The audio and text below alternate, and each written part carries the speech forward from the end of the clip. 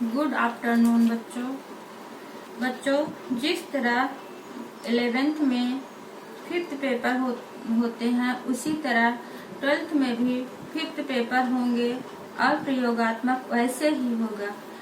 File बनाई जाएगी, art file, poem file, black file, lesson plan और फर्स्ट एड बॉक्स, चार्ट आदि चीज सामग्रियां बनाई जाएगी।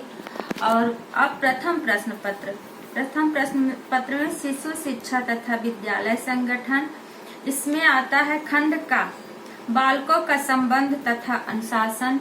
सेकेंड लेसन है शिशु समस्या का निदान। थर्ड लेसन है शिशु शिक्षण की प्रमुख पद्धतियां। अब आता है खंड खा।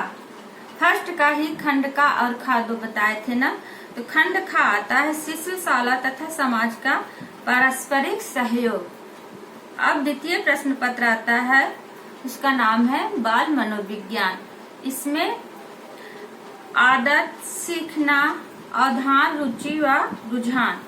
तृतीय प्रश्न पत्र आता है शिशु स्वास्थ्य व शरीर विज्ञान। फिर आता है 5th पेपर, नाम है सहायक शिक्षण विधियां।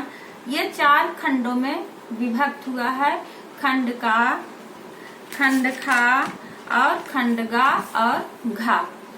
इसके बाद आता है आपका प्रयोगात्मक। फिर प्रथम प्रश्न पत्र है शिशु शिक्षा में शिक्षिका व बालकों का संबंध तथा अनुशासन। तो अभिभावक शिक्षक का सहयोग, अभिभावक और शिक्षक का कैसा सहयोग होना चाहिए इसमें यही बताया गया है।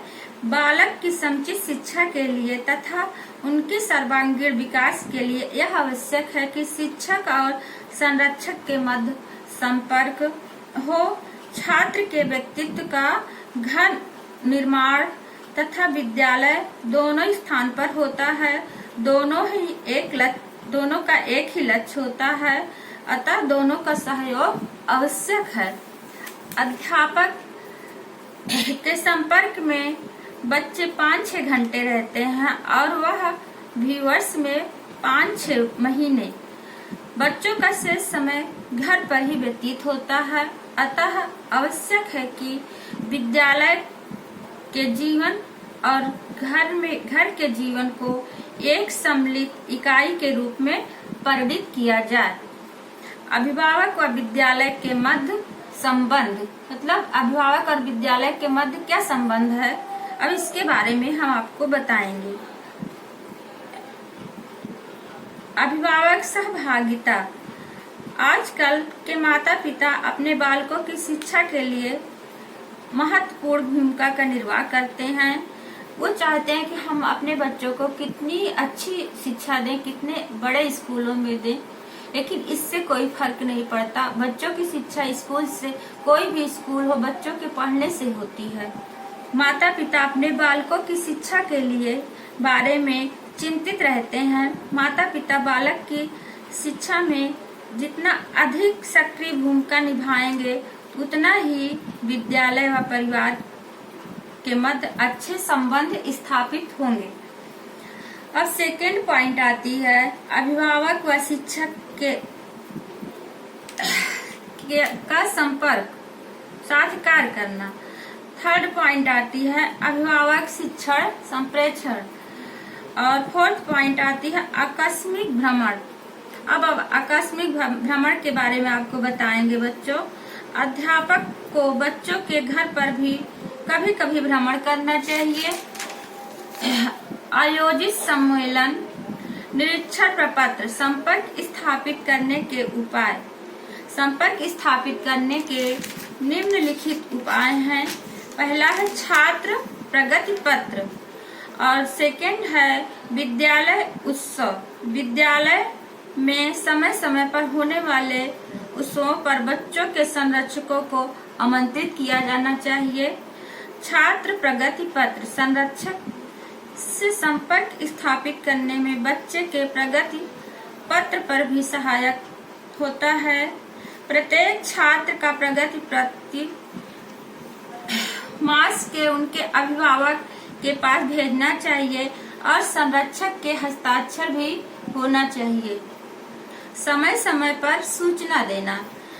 जो बच्चे कक्षा में देर से आते हैं अथवा कक्षा में अनुपस्थित रहते हैं या विद्यालय का कार्य ठीक ढंग से नहीं करते हैं, उनके बारे में सूचना दी जाए तथा अभिभावकों से अनुरोध किया जाए कि वह विद्यालय के इस कार्य को करने में सहायता प्रदान करें।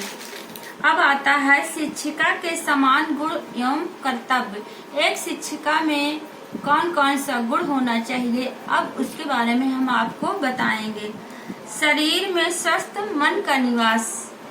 एक कहावत कही गई है कि स्वस्थ शरीर में स्वस्थ मस्तिष्क निवास करता है।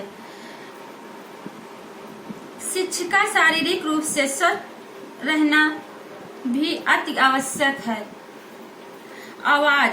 सेकेंड पॉइंट आती है आवाज। शिक्षिका की आवाज स्पष्ट और छात्र पर प्रभाव डालनी हो ताकि बच्चों को स्पष्ट आवाज सुनाई दे।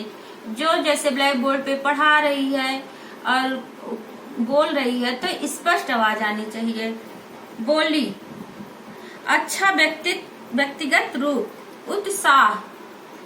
उत्साह भी होना बच्चों में जरूरी है। शिक्षक और बच्चों में उत्साह भी जरूरी है। और अच्छा आचरण, प्रसन्न रहना।